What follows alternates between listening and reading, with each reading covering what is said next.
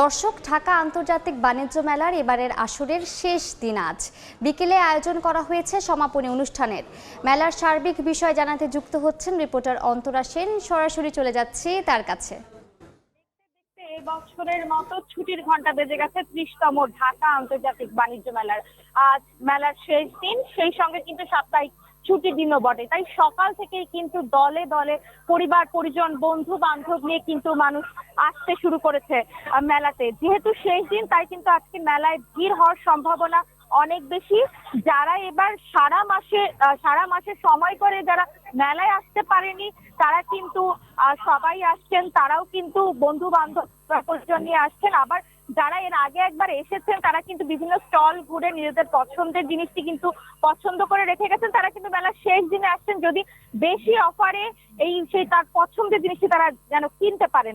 আবার অনেকের আশা কিন্তু এবার শেষ দিনে বাড়তি যে অফার পাওয়া যাবে স্টলগুলোতে, সেই অফারে কিন্তু আরো বেশি বেশি করে জিনিসটা কেনা।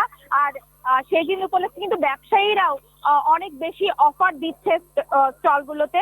আর এই কারণে কিন্তু মেলায় ক্রেতা সংখ্যা, দর্শনার্থীর সংখ্যাও কিন্তু সময়ের সাথে সাথে কিন্তু বাড়ছে। সকাল থেকে আমরা দেখতে পেয়েছি যে সকাল 10টার পর থেকে গেট খুলে দেওয়ার পর থেকে কিন্তু দর্শনার্থী আসা শুরু করেছে। এখন বেলা বাড়ছে, দর্শনার্থীর সংখ্যাও কিন্তু আস্তে ধীরে ধীরে বাড়ছে।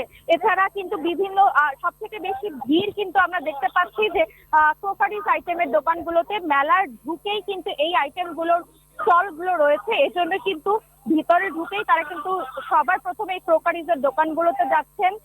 সেখানে তাদের ঘুরতে আসা নারীরা কিন্তু তাদের পছন্দের সংসারের জিনিসগুলো, রান্নার জিনিসগুলো সেখান থেকে তারা কিন্তু কিনছেন। এছাড়া যে খাবারের স্টলগুলো রয়েছে, সেগুলোও কিন্তু চোখে পড়ার মতো।